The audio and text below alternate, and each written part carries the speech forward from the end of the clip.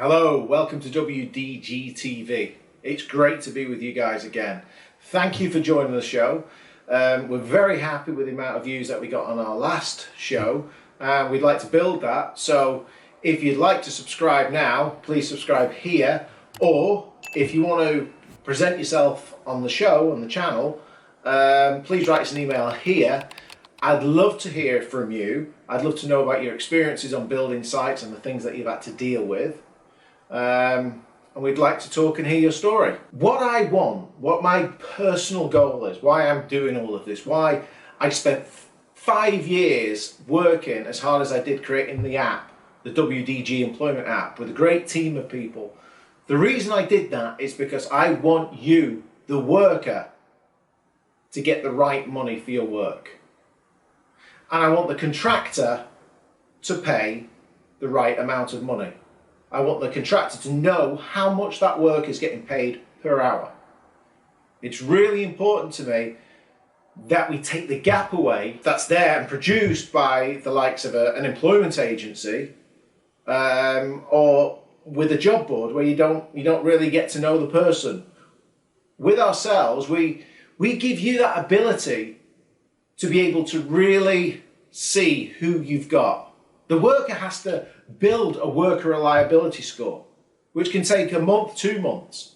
The benefit that to the worker is he can increase his hourly wage and his profile will actually become more prominent on the app. From the contractor's point of view, he's seeing a profile, he's seeing the worker reliability score, which he has the ability to be able to rate that worker every week.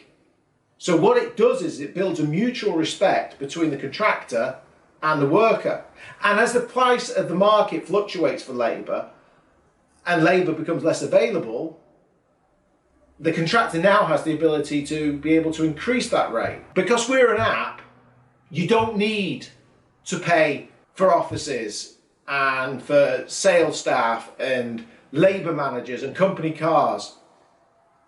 All that extra cost that you're paying for that worker goes to those things. Instead of paying it to the worker, it goes to paying the overheads of the agency. So what we've done is we've given you the ability to be able to pick a worker who's built his score, and that we don't have those overhead costs, and we give you the ability to be able to pick your own person, so you actually know who's coming. Nobody's better decided who you want on your building site than you. We give you the ability to be able to pick the person, and we give the worker the ability to pick who he works for.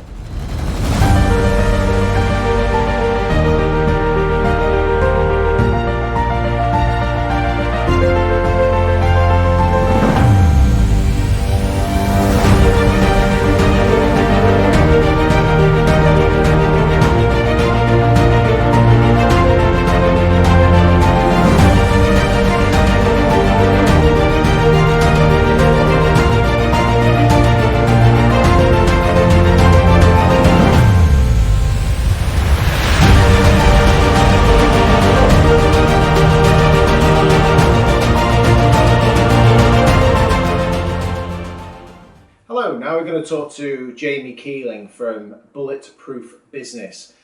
Jamie's going to talk to us all about his business. He works with a lot with construction companies and employment agencies. Hello, Jamie. How are you today? I'm fabulous, thank you, Carl. How are you, mate? I'm great. Thank you. Thank you for joining us on the WDGTV. So, if you can tell the audience if you can tell the audience what you do and how you interact with the contractors and the construction companies. Sure, yeah, thank you. So, I've been in the construction industry in one way or another for the last 13 years. And in the last 2 years, that took a bit of a turn. So the first 11 years was spent working with my family business, which was very niche. We were designing and building media facilities, so creative environments for the media industry, which was great work, really interesting with some really great clients. But it gave me a lot of knowledge and expertise when it came to construction, but building businesses in the construction industry. And so my latest business is predicated around working with frustrated construction business owners to help them put more cash in the bank and systemize their construction businesses so that they can grow sustainably and profitably the most and not give themselves a job in a business that is requiring 16 hours a day, 7 days a week. So I work a lot with contractors, whether that be mechanical, electrical, builders, joiners, shop fitters, to help them put the right systems in place so that they can be as effective and as efficient as possible, make a shed load of money without it killing them. Right, great, interesting. So, for example, a contractor will contact you, and what will you find is the contractor's biggest problem when they make contact with yourself? It can be a range of things, but generally speaking, it's around either not knowing the numbers or not looking at the right numbers. It's just about not having the right data, and that's a big part of what systems are all about. And I think when people hear the word systems, they think paperwork, they think red tape, and basically a headache. Whereas really what systems is a way to control what data is flowing to you and from you so that you can run the business as effectively as possible. And the biggest thing I see is that business owners tend to be, especially in the construction industry, very, very involved in the business. So they're working really hard, they're really good at what they do, they're great tradespeople. But when it comes to the skills that are required for running and building a business, it's not something that they've had a great deal of experience in. And so they tend to get just bogged down in the day-to-day, doing the do, and often can work very ineffectively and end up fighting fires and dealing with problems, mistakes, and setbacks a lot of the time, and they should be focusing time on the business. Right, so what you're saying is the clients that you would tend to deal with would be clients who are perhaps, they know the construction industry, they know how to run a building site, they know how to keep that flowing, but when it comes to expanding the business and looking for the angles where they can expand the business, they're falling short a little bit there on that side. Yeah, that's a way to put it, and I would add to that by saying, look, if you consider how would you build a house? Well, most people would say that the first thing you're going to do is put the foundations in, right? And you want to make sure they're in solid so that you've got a solid building on top. Whereas actually, and this is the part that a lot of people miss out, is starting with the end in mind.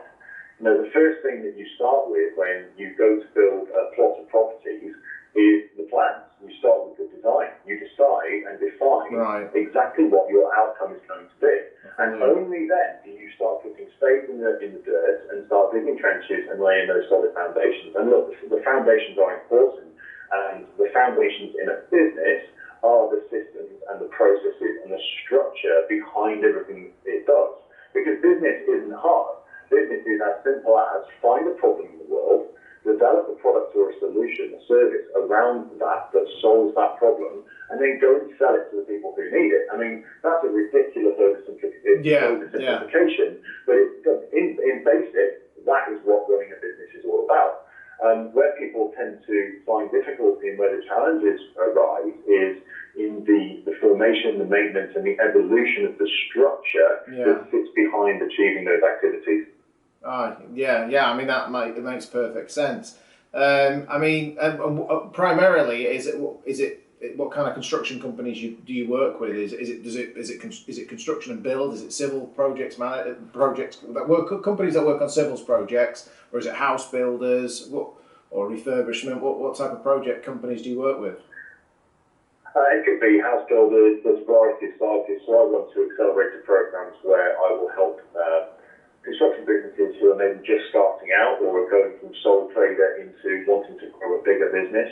But then I also work with 6- and 7-figure contractors, who might be doing low 7 figures, and help them get systemized, ready for that next stage of growth, so they can go to 5 million or 10 million, and get to the high 8 figures as well. So it could be, at that level, we're absolutely talking, doing a lot of commercial projects, doing stuff for schools, colleges, universities, commercial enterprises. There might be some private stuff in there as well, but the private stuff is going to be more the smaller startup, early stage 5-figure businesses. So you'll work with an early startup company, and you'll work with one of the major contractors if they're looking to explore that avenue. Yes, and with the big boys, you might be looking at, you're not going to go in there and completely redesign their entire structure and systems and process charts. They might just be looking for one specific aspect of their business which they've recognised isn't operating as efficiently as it potentially could be, but they don't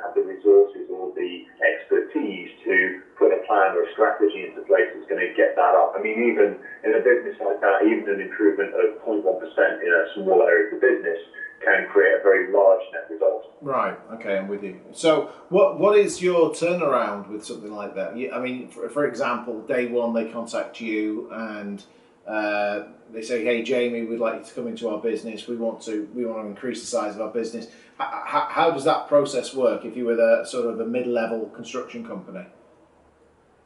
Yeah, it's a great question.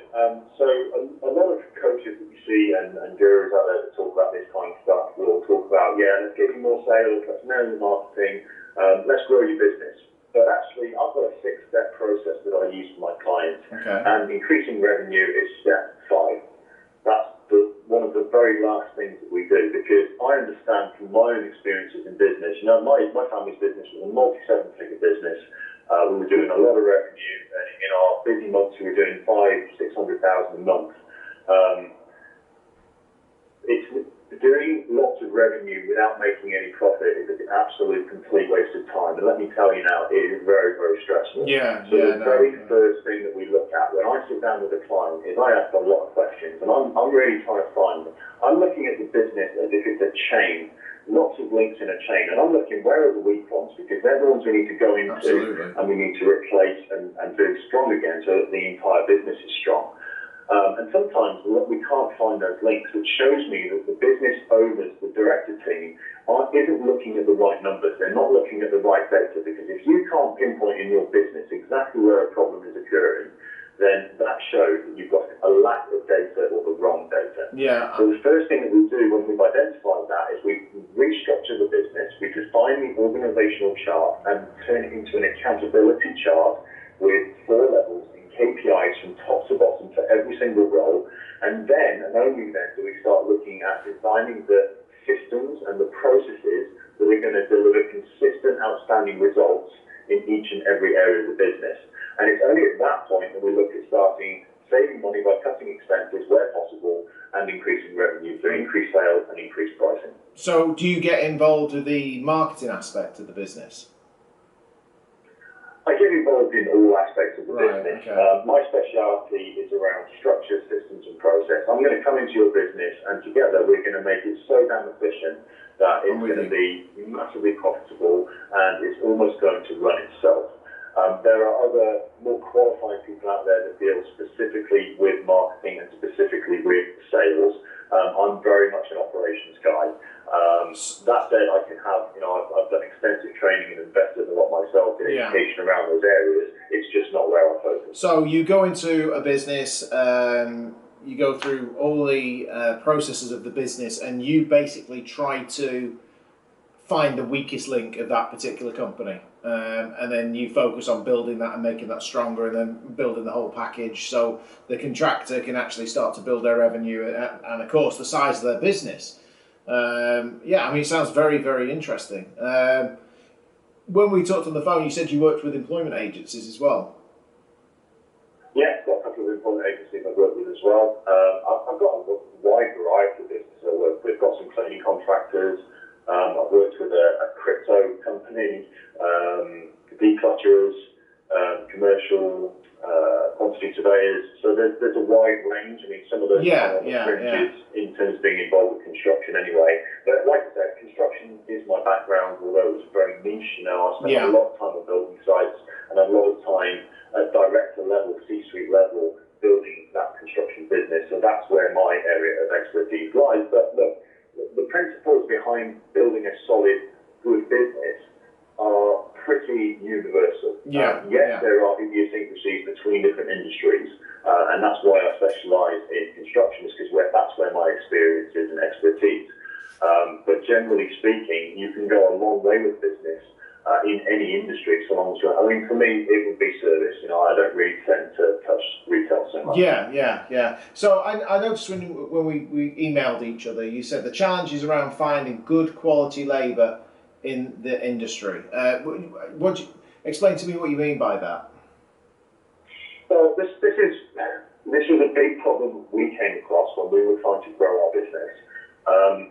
And it's a big problem that I see a lot of my clients in the industry coming from. I mean, even in the commercial cleaning industry, finding the right quality labour, and enough of it seems to be a really big problem at the moment. Yeah. And it has been for years and years and years. Now, one of our strategies when we were growing the business, we went from 2.2 million at the end of 2015 to 4.5 million at the end of 2016. So in terms of revenue growth, it was absolutely phenomenal. But we actually made less money in that year than we made the previous year, being stagnant at 2 million. And the reason was the inefficiency because we didn't have the right systems and processes. But that meant as well that we weren't finding the right labour. That was a big headache for us because we needed to expand our teams. We were doing more work, more jobs. We were doing bigger jobs, so we needed, instead of teams of 5, we were looking for teams of 15 and 20. And so we were relying very heavily on agency labour. Right. The big problem we found with that was that a lot of the agency labourers, workers, particularly in the lower echelons, really weren't happy with the arrangement, but equally weren't willing to do what it took to start their own business or go and get a permanent employed role with somebody. But generally speaking, a lot of the stories that we heard back from the guys was that they were treated by the agencies very badly. Lied to, told that, 2-week jobs are actually 3-month jobs, and then they get there and there's only 2 weeks work, or even worse, being sold 2 weeks and then finding out it's only a day, losing a lot of money to umbrella companies because they were having to pay to access their pay. That was a real bugbear. I mean everything you're saying there is precisely the reason why I created the WDG employment app. We had a guest on the show last weekend, and he'd worked in the construction industry from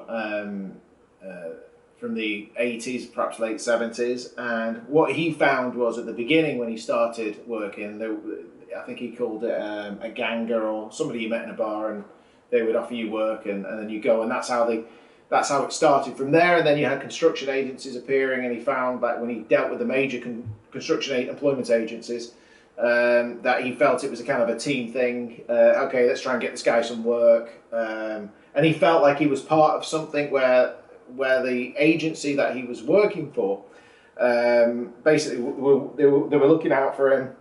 They were finding him work. They recognised that he did a good day's work, and he felt he had a team around him. Yeah, so obviously over the last 20 years, over the next 20 years from the 80s onwards, things started to change. And employment agencies, there became a lot more of them, so it became a lot more competitive market. And then the knock-on effect to that was basically these companies are expanding, but what they're doing is they start to reduce the workers' rate, and then that's where the cutthroat came in, because they want to keep their margins up, they want to make as much money as they possibly can. So they tried to reduce the workers' rate, and obviously at the same time try and increase the charge rate to the contractors. So things have changed a great deal. So in modern days now, did you find that when you were working with an agency, you'd have a situation where they just wouldn't turn up, or they were just thinking they were on a certain kind of money and it was a different kind of money? Did you find certain situations like that? Yeah, that was one of the biggest bugbears, and annoyed and frustrated people turning up on site from agencies being told one thing only to find that actually it was quite another. And same with the money, they'd agreed a rate, and like you say, they got knocked down and then we've been put up. But then at the end of their first week or whatever, they find out that actually they've got to pay this umbrella company a fee as well. Money to be they've got to spend so much money just to access their money, and that left a really bad taste in their mouth. And we had several occasions where we had guys walk off site the first day they were paid because they hadn't realised what the arrangements actually were, and they just no, I'm not doing this, and just left. Yeah, it's, as I've mentioned before, people don't want to pay to earn money. And when you use the likes of an umbrella company in the traditional term, you basically have to pay, I think it's about £15-20. It does vary from umbrella company to umbrella company. Right. It does vary. So, what we do with our app, we allow the contractor to actually say how much he wants the temp to be paid. That in itself is groundbreaking, because you're never going to have a high street agency with a contractor ringing up and saying, okay, I want this worker this is what I want the worker to be paid. We also,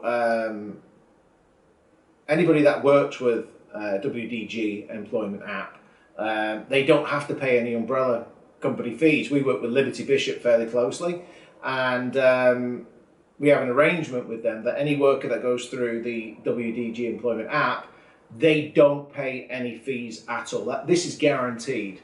And from the perspective of the contractor, you can actually pick who you want to work on. So you look at a list of profiles which appear on your phone. You pick the individual based on timekeeping. We have a worker reliability score, so you can rate the worker when he works for you. So if that score increases, that means that worker is going to get a much better hourly rate on his next job. If for some reason you get somebody who doesn't want to work and they're lazy and they walk off, you can actually decrease their score. I mean, we're very fair about that.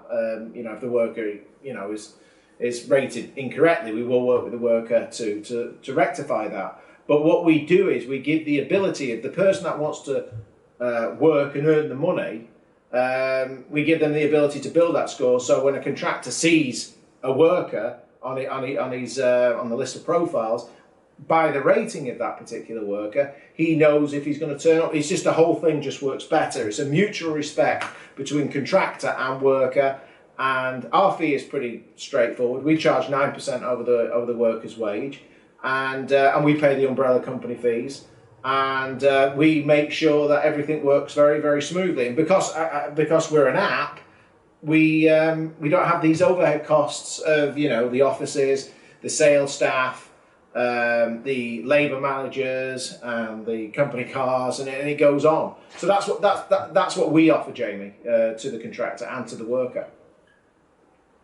I mean, to be honest with you, we've spoken about this briefly before, Carl, but for me, from my experience in the industry, this sounds like an absolute game changer. It's going to absolutely change the face of recruitment, of that, of no doubt. But what a powerful tool to give not only to the workers but to the contractors as well, to be able to self-match. It's like it really is the Uber of the recruitment industry.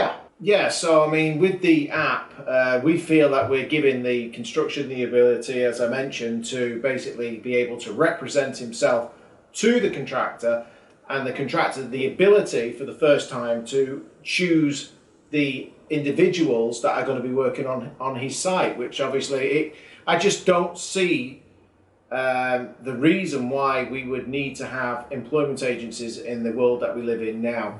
So I mean, what other reasons do you think the quality of labour has gone down with employment agencies? Well, I think one of the things is that you have to bear in mind, and this applies not just to employment agencies and agency workers, but to business owners and their teams in general. If your staff feel like they're being hard done by, or not being treated fairly, or not being respected, they're not going to work to their best ability. They're not going to be as productive as they should be. They're not going to produce the quality of the work they should be producing. And it almost feels like the way that the recruitment agency world has, what it's turned into over the last 20, 30 years, has created an environment and a culture not just in the agencies themselves, but also in the workers, the agency workers who work for those agencies, in terms of the way that they're behaving towards their workers has created such bad feeling and such resentment from the lack of respect that they are now more perhaps self-serving and more worried about just getting what they need out of the relationship than what that chap said in the last episode that you mentioned, where it felt more like a family, where everybody was working as a team, and that definitely feels like it's been lost. And I think with that has been lost motivation, that inspiration to do a good job and do it well, do it to the best of your ability, and to, when you go to site, to walk away from there knowing that you left it all on the table and you did your best work, and you left. Because when you're working with your hands like that, that's every day you come away, or you should come away from site with something to be proud of. Absolutely. You're creating something, you're creating infrastructure, you're creating beautiful things and beautiful places. And that's a really important part of how we develop and evolve our economy, our culture, our society. And I think that perhaps the industry has lost touch with that, and how important the role is that they actually play. Yeah, absolutely. And I think with, the reason why I developed this app is obviously I want to go ground zero with this. I want to start again. And what this does is this builds the relationship between the contractor and the worker, cuts out the agency, and that relationship will be based on the reliability score, as I've mentioned a few times. The worker gets paid, knows how much he's going to get paid per hour. The contractor knows how much the worker is going to get paid per hour, and everything is very open and clear. The contractor, the paper trail is there. The contractor says how what the length of work is, or the proposed length of work. So there's no agency sort of involvement saying, well, hey, it's a 2-month job and it's actually 2 days. I mean, that information's there, and of course the worker has the ability to be able to accept that vacancy or not accept that vacancy. So it's, for the contractor, it's great. They can fill their placements in 5-10 minutes. For the worker, it's great because they get paid the rate they want to get paid, because they only have to accept jobs that are within 25-mile radius of their postcode location for their particular trade.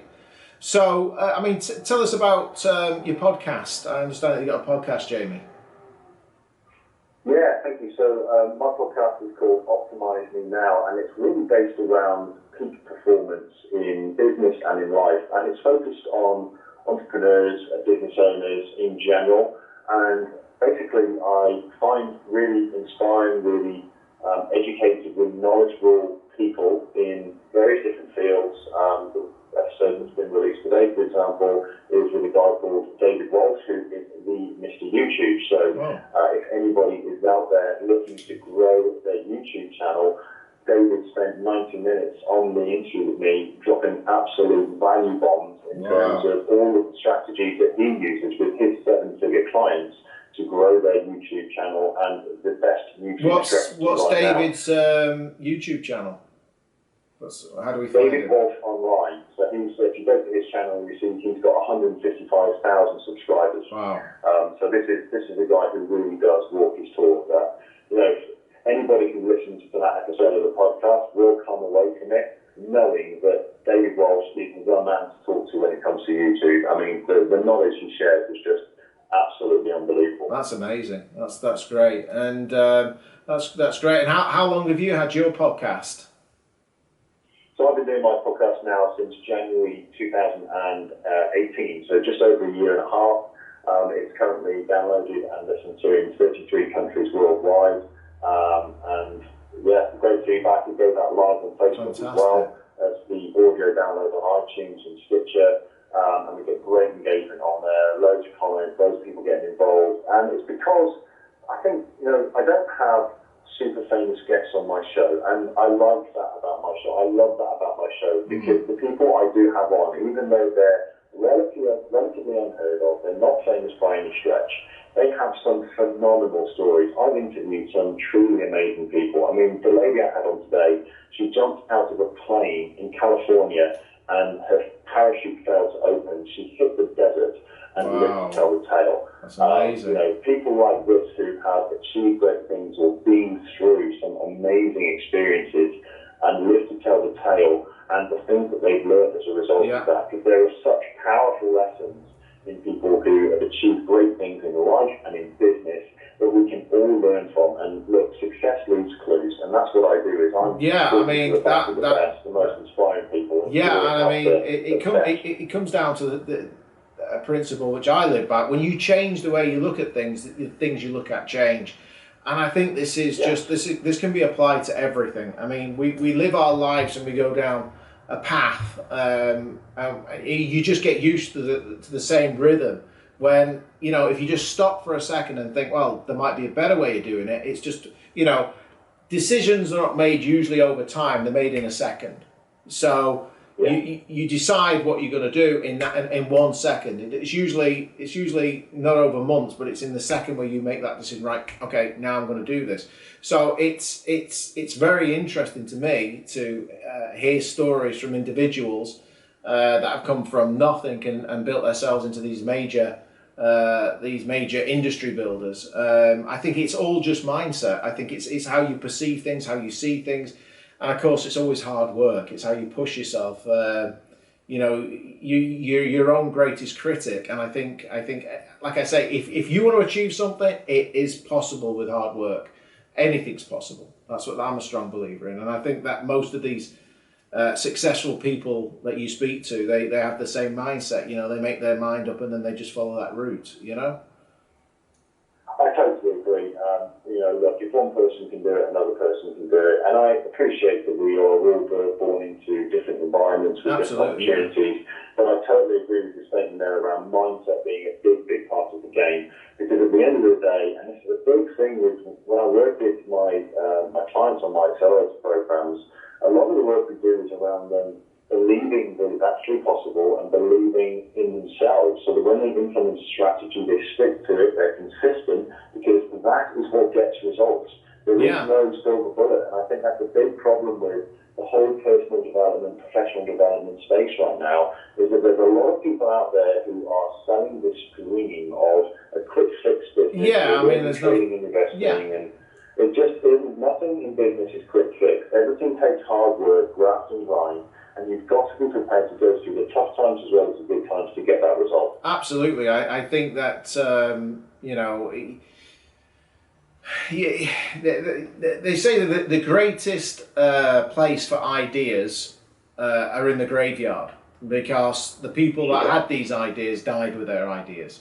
They never did anything. You first of all got to come up with the idea, and then you've got to motivate yourself on that minute to go forwards, and you just don't stop going. You just keep pushing and pushing and pushing. There's no stopping, there's no surrender. You've got to do it. When you say you're going to do it, you just do it, and you keep going, and you learn as you go. I mean, me building the employment app, when I first started the process, I had no idea the swings and roundabouts I'd be involved in doing this. I mean, it sort of set off as one thing, but what I find is you become more successful on the journey. You start day one, and by the time you finish, whether it be year 2 or year 3 or wherever, you become a different person. You develop into a different person. Your whole mindset changes. It's like you earn the right through the process to get to the end goal. It's amazing. I find it very, very amazing that the human mind it can change things. It's an amazing muscle in the head, and you can do anything when you put your mind to it. And I'm a strong believer of this. You've got to believe in yourself. You'll always have people that will appear and try and put your idea down and say, hey, that's not possible. I mean, the app this week, for example, I had an employment agency saying to me, oh, you won't do that, it's never going to work, nobody's going to really understand it. But I think they will understand it, because it's a simple thing, and it works on the old-fashioned process of people communicating with each other without having somebody in blocking that communication. So changing different subjects there, but I mean, like I said, it's my reason for doing this and creating this app is because I believe it's a game changer, and like you said, it is a game changer. Yeah, so that's what I think. I think self-motivation is the best motivation, and I think you should never listen to the no-sayers, and I think you should just go off and do what you've got to do. I think it's imperative, it's important, and I think if you have any passion in anything in life, whether it be creating an app or anything, collecting records, it doesn't matter. If you have a passion for a certain thing, then you can do almost anything. I think the world is there, and it's the best time to be living in right now, because I think real changes in technology, and everything's changing. The electric car, it's just the whole world's changing at a rapid rate. I think it's a fantastic time to be living. So I understand that you've got your own app as well, Jamie. Yeah, that's right. So I've just released Bulletproof Business. If you search Bulletproof Business on the Play Store or App Store, it's on there. So feel free, if you're in business and in construction, this again is going to be a real game changer for you, but for different reasons, obviously, to the WDG app. This is an app that I've developed alongside my partner's expert app, so I'm a very early investor in their business. And as a result of that, they've developed my very own social networking platform that is niche, that is private, no adverts, no pictures of people's dinner. But what it does do is create a vibrant community of business owners all talking about how to achieve peak performance in their lives and in their business. It's got free training on there. It's got a